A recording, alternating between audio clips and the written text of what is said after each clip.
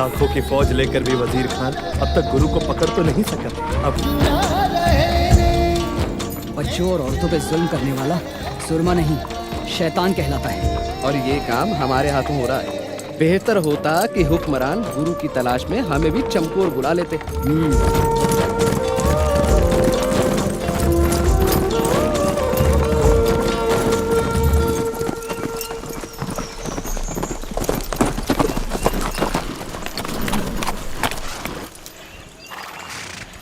ओए, तुम कहाँ जा रहे हो?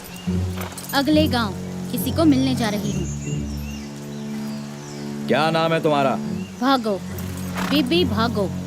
तुम में से किसी ने अनंतपुर वाले गुरु को देखा? हाँ, दिन रात देखती हूँ। अभी अभी देखा। कहाँ? तू भी अपनी आंखें बंद करके ध्यान लगा, तुझे भी गुरु साहब दिखेंगे। ओए सिखड़िए, तुझे ये तलवार दिखाई देती है? अगर कुछ पता है तो बता, हमें उसे गिरफ्तार करने का हुक्म हुआ है। पहले 2 गज तो छलांग मार ले, फिर 6 गज भी मार लेना। क्या मतलब है तेरा? पहले गुरु के सिंगनी को तो पकड़ कर दिखा, फिर गुरु को भी पकड़ लेना।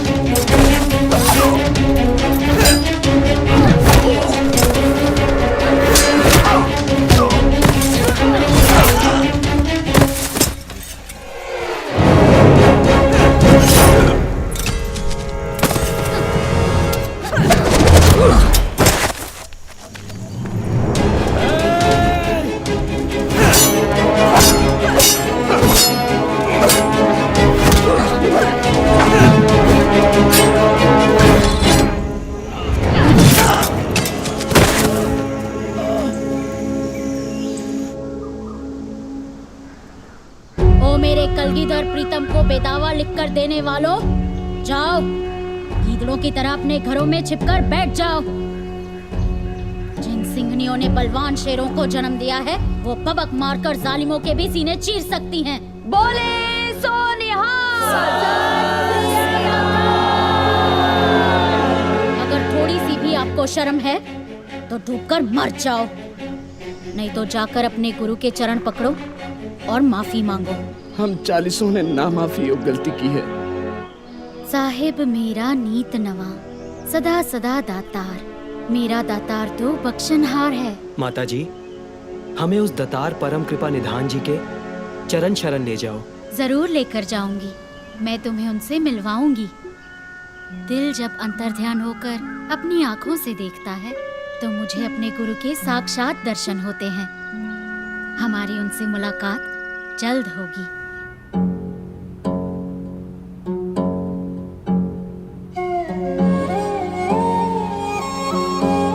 दादी माँ, किसी को भी मालूम नहीं हमारे गुरु पिता कहाँ हैं।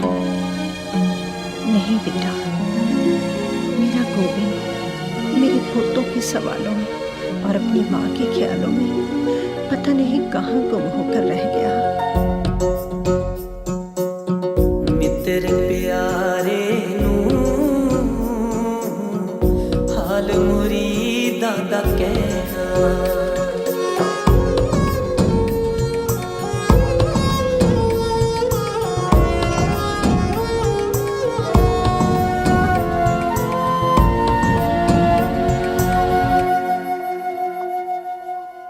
तुद बिन रोग रजाइयां दा ओढ़न, नाग निवासां दे रहना, नाग निवासां दे रहना। मित्र प्यारे नू हाल मुरीदां दा कहना।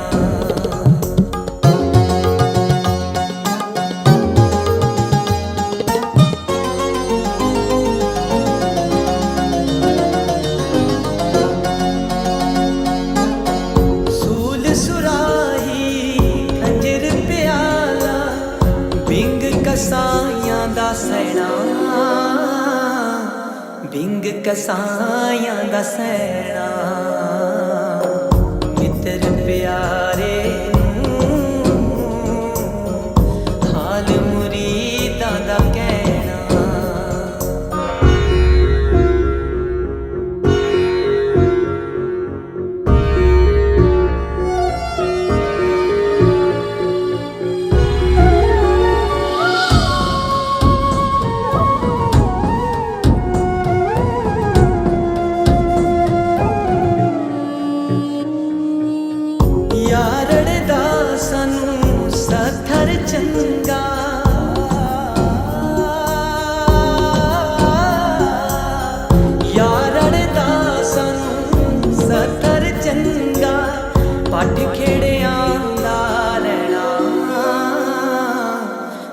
खिड़ियां दा रहना मित्र प्यारे नूं हाल मुरीदां दा कहना।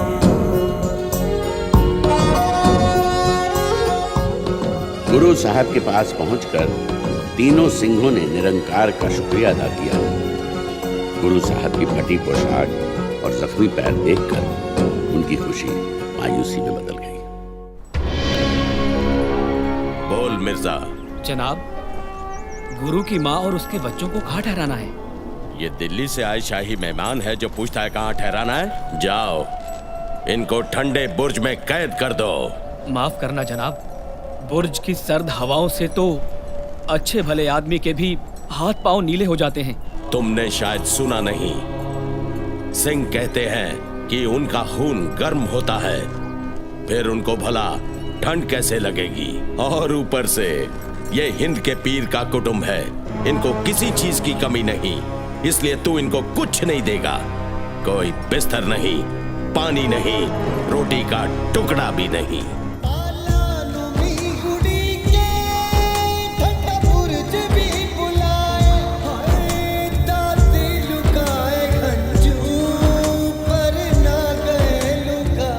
दादी माँ, गुरु पिता की माता होकर आपकी आंखों में उदासी।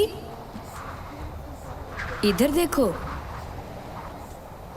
हम उनके बच्चे हैं, हम तो बिल्कुल भी नहीं घबराए। और आपने ही तो हमें सिखाया है कि अकाल पुरख का भाणा मीठा करके मानना चाहिए। फतेह सिंह, चल दादी को याद कराएं।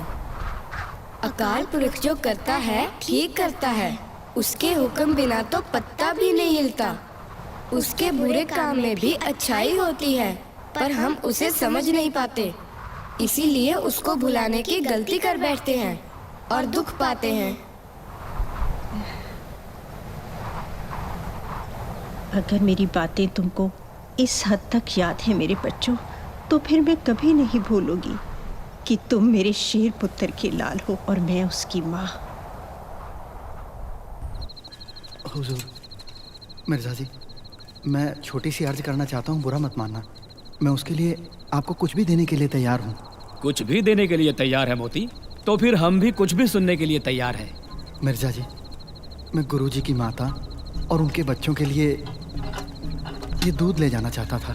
ठीक है, मलाई मुझे दे जा और दूध तू ले जा।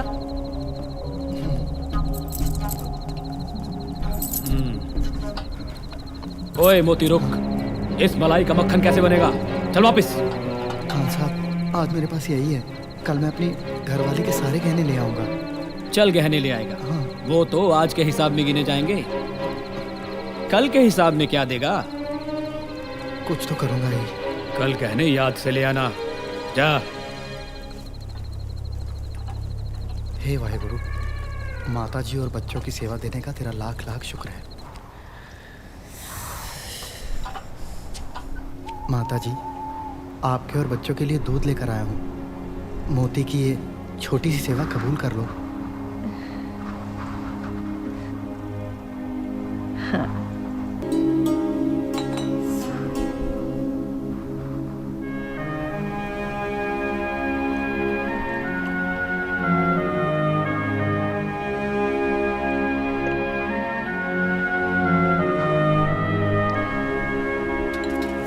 आप मुझसे वादा करो कि जितने समय आप यहाँ हो, मेरी ये सेवा इसी तरह से कबूल करती रहेंगी। अच्छा माताजी। अच्छा पुत्र। बेटा जी, तुझे मेरे बेटे गोविंद की कोई खबर है? वो तो अंतर्यामी है, सबकी खबर रखते हैं, फिर उनकी खबर भला मेरे जैसे मामूली इंसान को क्या होगी। बस इतना सुना था, चमकौर में भयंकर युद्ध हुआ, नतीजा क्या निकला पता नहीं।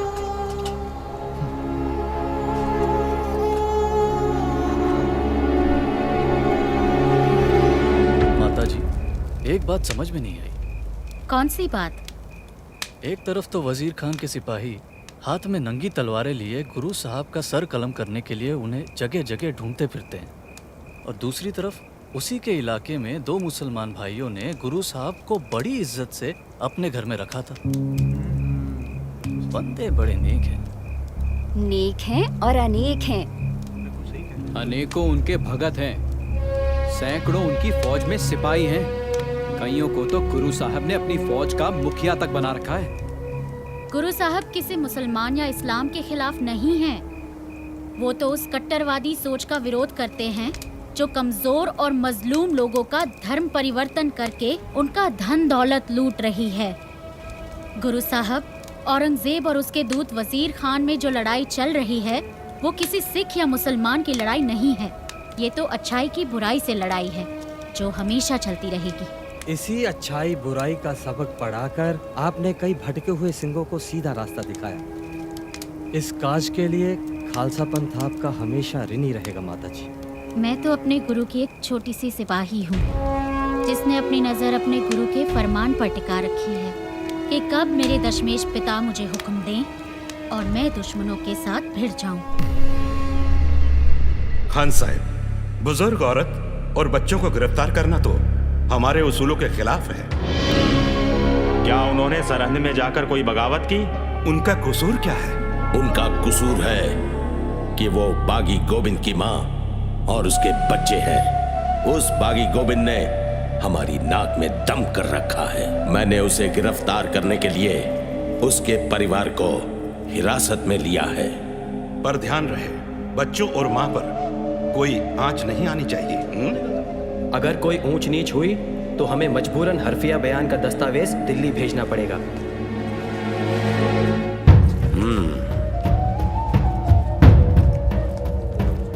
काजी साहब, कुछ करो।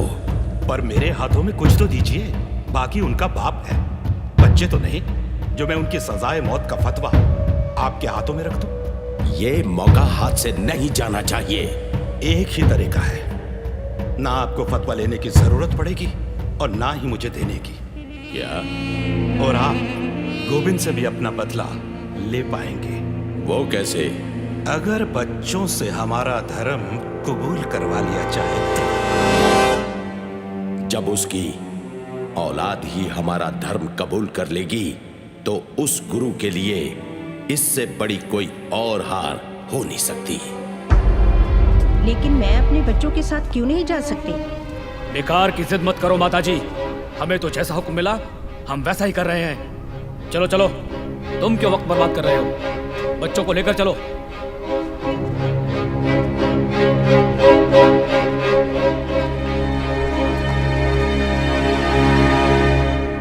खान साहब, जो करना है वो सब सोच लिया है। आप देखना, जैसे आप चाहते थे वैसे ही होगा। बड़ा दरवाजा बंद और छोटा खुला है।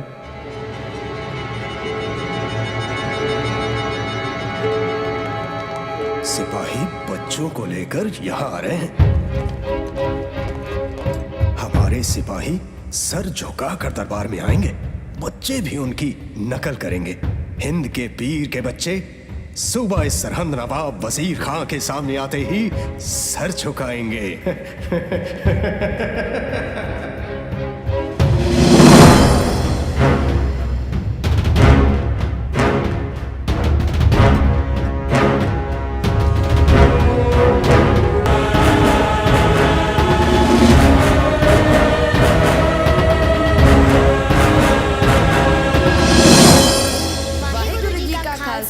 वाहेगुरु जी की फतेह।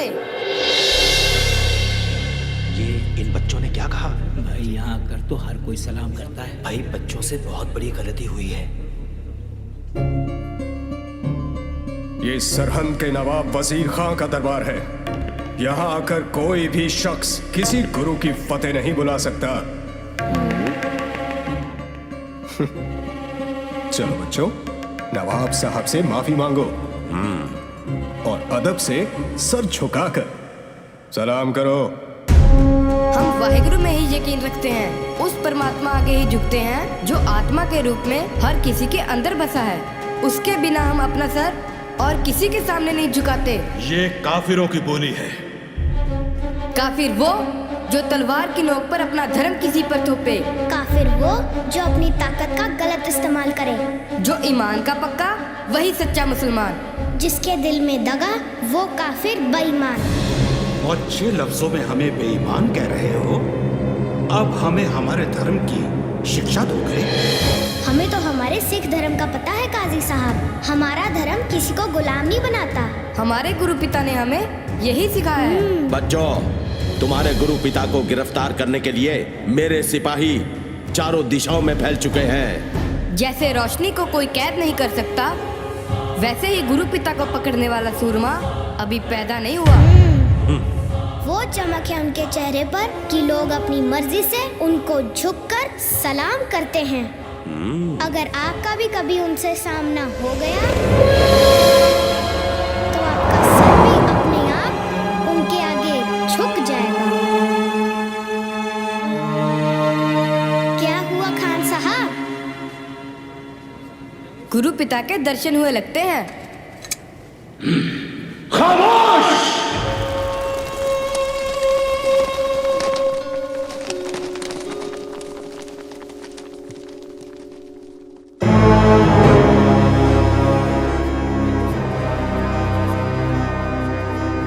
बच्चों, अब तुम हमारे पास रहो। मैं वादा करता हूं कि तुम्हारी हर जरूरत पूरी की जाएगी। वैसे भी अब तुम जाओगे कहां? शायद तुम्हें पता नहीं कि अनंतपुर उजड़ चुका है। तुम्हारे पिता को हमने पकड़ लेना है। तुम्हारे दोनों बड़े भाई अजीत और जुझार चमकौर की लड़ाई में मारे जा चुके हैं। आपका क्या यकीन करना, आपकी तो नीयत ही ठीक नहीं है खान साहब। बिना किसी जुर्म हमें बुर्ज में कैद किया हुआ है। हाँ साहब, बिल्कुल ठीक कह रहे हैं बच्चों। इनका धर्म कबूल करो, नहीं तो अपने भाइयों की तरह मारे जाओगे।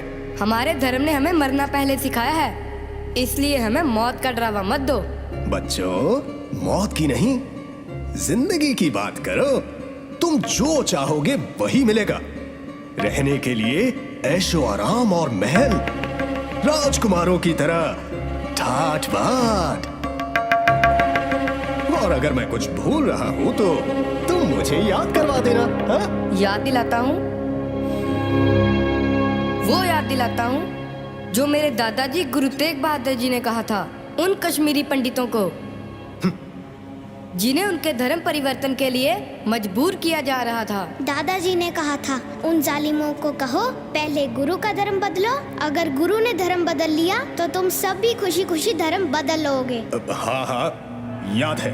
तो फिर जिनके दादाजी ने किसी का धर्म बचाने के लिए अपना शीश दे दिया, आप उनके पोतों को अपना धर्म कबूल करने के लिए कह रहे हो? सोच लो, कहीं कोई गलती तो नहीं कर रहे। उसकी ही विधवा, मतलब तुम्हारी दादी अभी जिंदा है। अब क्या करना है? जाओ उसके साथ मशवरा करो। कल तक की मोहलत है। वाहेगुरु जी का खालसा, वाहेगुरु जी की फतेह। ये तो बड़े बड़ों को चुप करा देंगे। ये बच्चे हैं, ये अफलातून। हाजिर हो।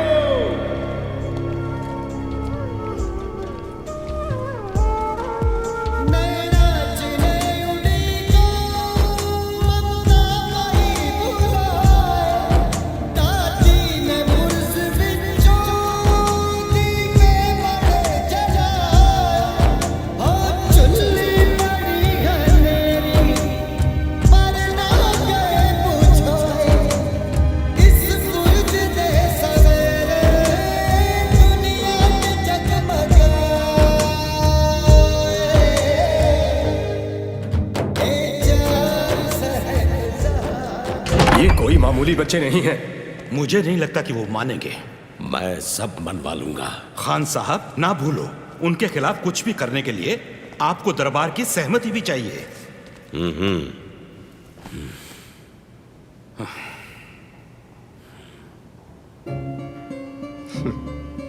जनाब, मेरी सोच की तारीफ करना।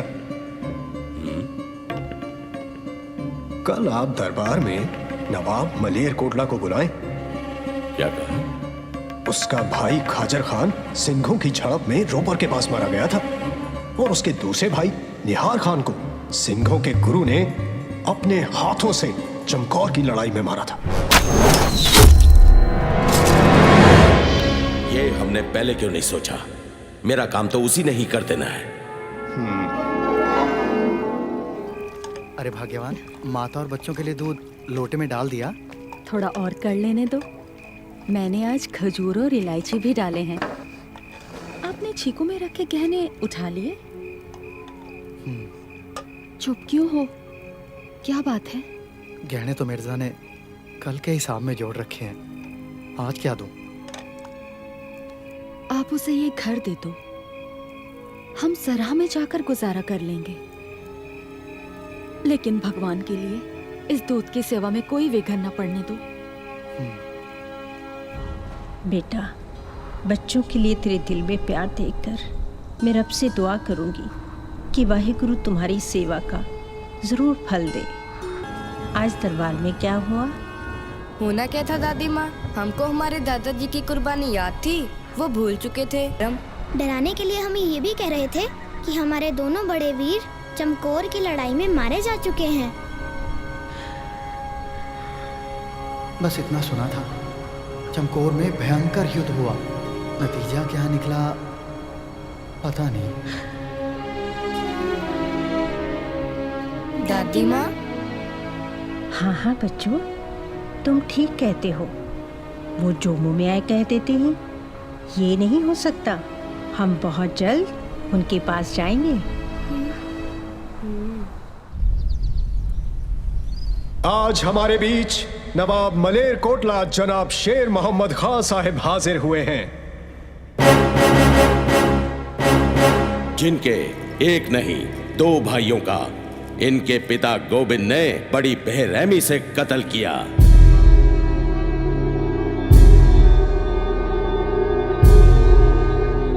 तुम्हें पता है तुम्हारे पिता ने नवाब साहब के भाइयों का कत्ल क्यों किया था? कोई गलती की होगी। इनके भाइयों ने। इतने छोटे बच्चे और इतनी बड़ी जुबान, इतना बड़ा वजीर और ऐसे नीच काम, भरे दरबार, शरेआम। गुस्ताखी की सजा मौत है। सजा मंजूर है पर झुकना कबूल नहीं। तुम्हें मौत से डर नहीं लगता? आपको खुदा से डर नहीं लगता? जुबान संभाल के बोल, बेखौफ। बेखौफ जीते हैं, बेखौफ ही मरते हैं। क्योंकि हम गुरु के सिंह हैं। सिंह? हाँ, सही काम करने वाला बंदा सिंह होता है। किसी की आंसू पोंछकर उसे खुशी देने वाला बंदा सिंह है। कमजोर की ताकत बनने वाला बंदा सिंह है। इंसाफ के लिए जिंदगी दांव पर लगाने वाला बंदा सिंह है। ओए सिंहो, इनके भाई इंसाफ की लड़ाई लड़ते थे जब तुम्हारे पिता ने युद्ध में उनका कत्ल किया। युद्ध में ना? उसे कत्ल नहीं, कुर्बानी कहते हैं। आप उसे कत्ल कहकर इनके शहीद भाइयों की मौत का अपमान कर रहे हो। लफ्जों के जाल बिछाकर तुम अपने बागी पिता के गुनाहों पर पर्दा नहीं डाल सकते। उसके गुनाहों की सजा तुम्हें जरूर मिलेगी और वो सजा खुद नवाबे मलेर कोटला तय करेंगे, जिनके तुम गुनहगार हो।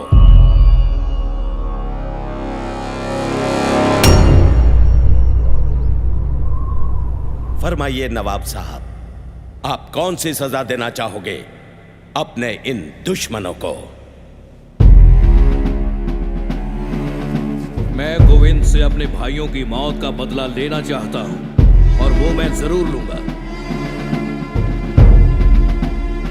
पर मैदान जंग में ये मेरे गुनाहगार नहीं हैं। औरतों और बच्चों से बदला नहीं लिया जाता। मैं चाहता हूं इंसानियत के नाते गोविंद की मां और उसके बच्चों को रिहा कर दिया जाए।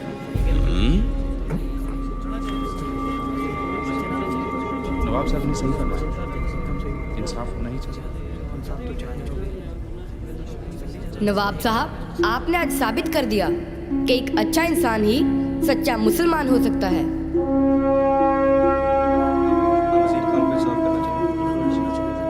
मैं भी इंसाफ में यकीन रखता हूँ। नवाब साहब की मर्जी और आवाम की ख्वाहिश के मद्देनजर हम इनको आजाद भी कर देंगे। पर मैं इनसे ये तो पूछ लूं कि ये आजाद होकर क्या करेंगे? वही करेंगे जो हमारे गुरु पिता कर रहे हैं और जो सिंघों की आने वाली नस्लें करेंगी। क्या? आखिरी सांस तक जुल्म और बेइंसाफी के खिलाफ लड़ेंगे। वो कैसे?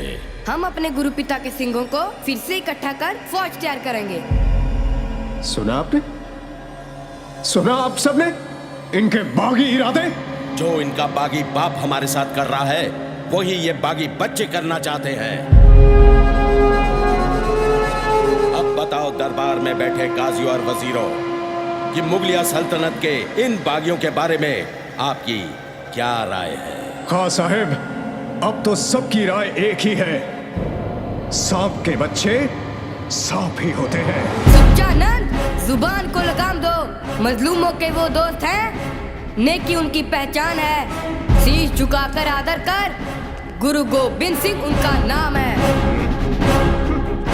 शुक्र कर हम आपके कैदी हैं, नहीं तो कसम गुरु पिता की अब तक तुम्हारा सर कंधे से गिर चुका होना था। मैं और कुछ नहीं सुनना चाहता।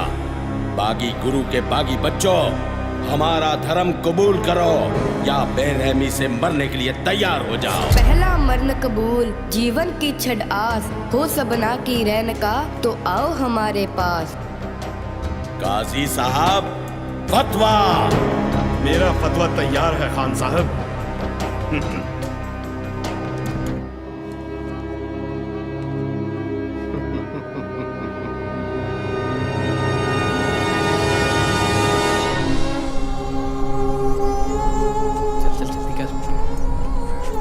माता जी कहाँ जा रहे हो?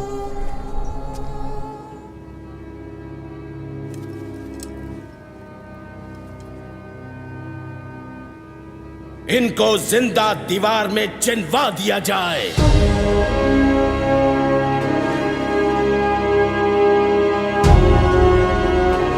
या अल्लाह, इस हुकूमत को कहर से बचा।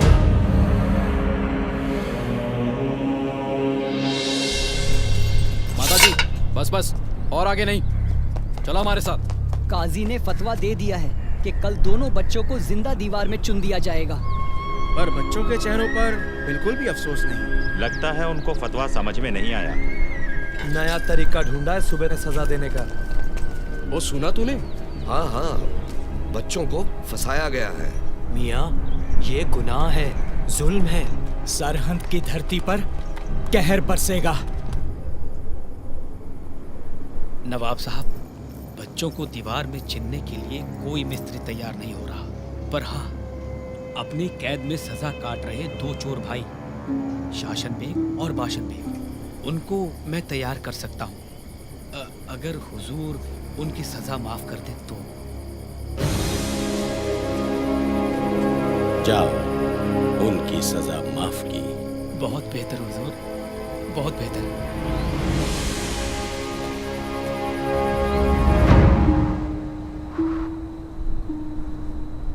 दादी माँ,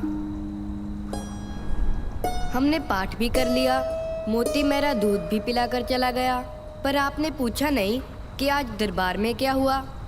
बेटा, वही दलीलें, उल्टे सीधे सवाल। जो कुछ भी हुआ उससे हम बहुत खुश हैं दादी माँ। खुश हो? कौन सी बात से खुशी हुई तुम्हें? हम खुश हैं कि हम आपकी उम्मीदों पर सही उतरे। हम खुश हैं कि हमने अपने गुरु पिता और दादाजी की शान को बरकरार रखा। हम खुश हैं कि हमने जालिमों के डर से अपना धर्म नहीं हारा, आपकी सिखाई कुर्बानी को याद रखा। मुझे तुम पर फख्र है। काजी का फतवा कहता है कि हमें जिंदा दीवार में चिन दिया जाएगा। फिर क्या हुआ? जिंदा दीवार में ही चिनेंगे, मार तो नहीं देंगे। हाँ दादी माँ, मार थोड़ी देंगे।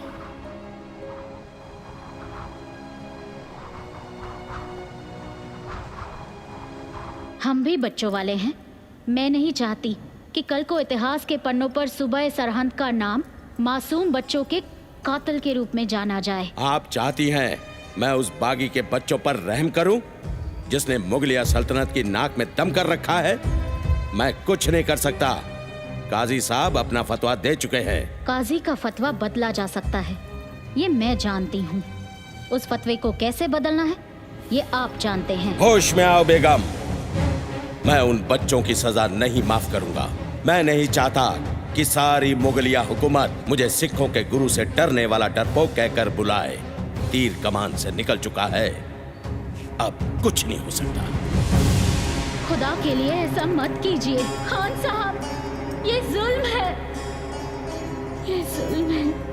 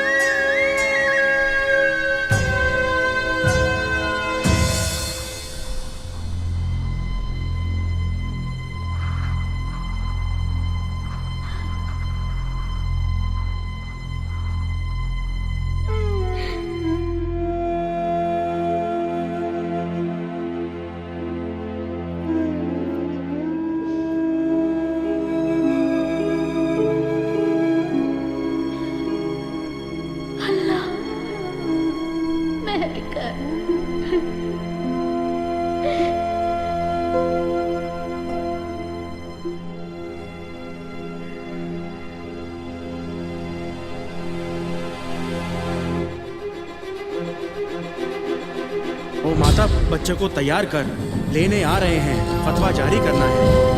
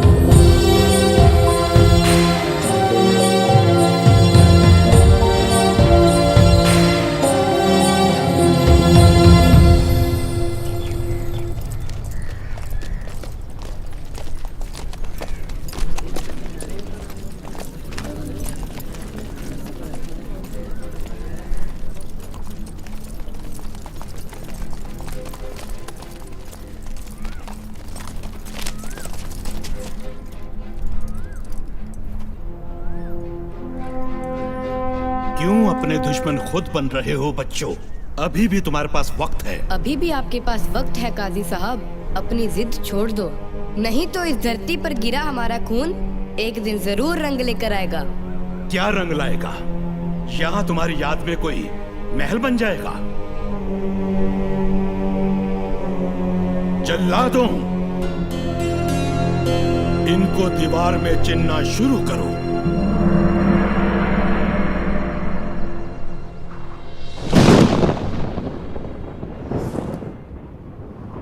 एक ओंकार सतनाम करता पुरख निर्भय निर्वैर अकाल मूरत अजूनी सेवक गुर प्रसाद जप सच जुगाद संजोग विजोग दुई का चलावे लिखे आवे पाग आदेश से आदेश आद अनील अनाद अनाद जुग जुग एक हुए एका माई जुगत वे आए। बेटी, दुनिया में चाहे आप मुझसे पहले आए हो, पर दादाजी को मिलने में आपसे पहला जा रहे हैं। जिव तिस पावे तिवे चलावे जिव होवे फरमान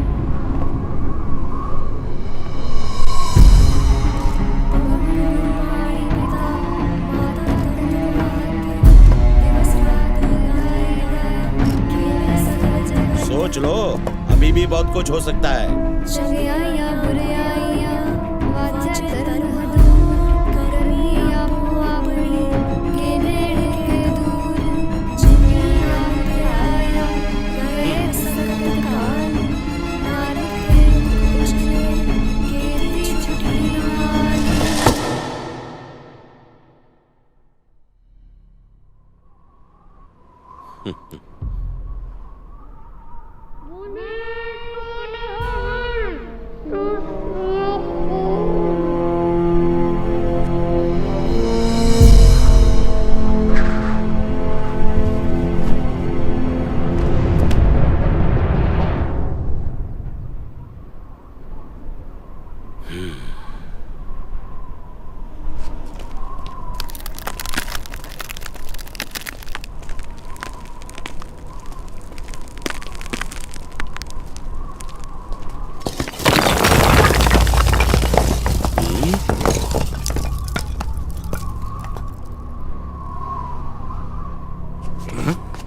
इन दोनों को बाहर निकालो।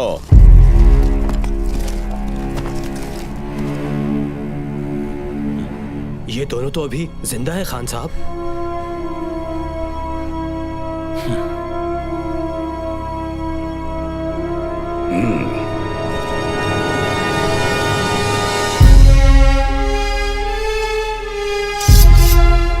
छोड़ो बच्चों को, छोड़ो।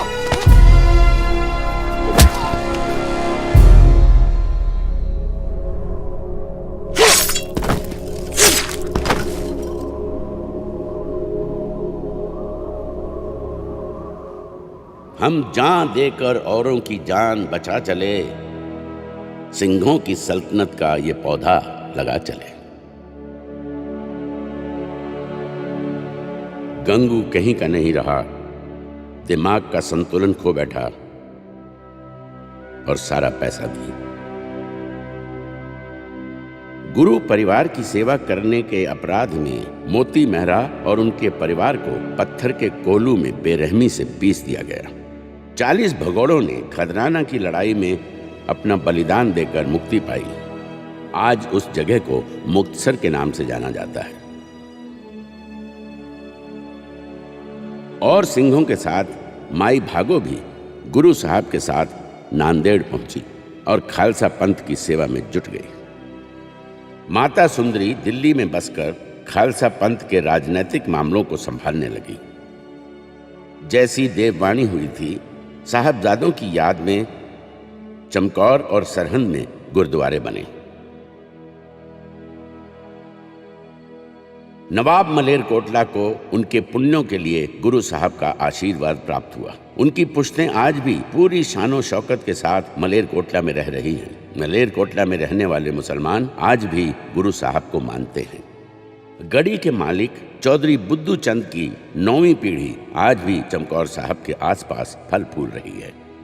फिल्म में दिखाए गए गुरु साहब के हथियार, अस्त्र शस्त्र हूबहू वैसे ही बनाए गए हैं जैसे उस वक्त थे, जो आज भी गुरु साहब के शिष्यों के पास सुरक्षित हैं। जब गुरु साहब को बताया गया कि किस तरह वजीर खान ने उनके 2 साहबजादों को शहीद किया, तो उन्होंने अपने तीर से एक पौधा उखाड़ कर कहा, मुगलिया सल्तनत के दिन अब उंगलियों पर गिने जा सकते हैं।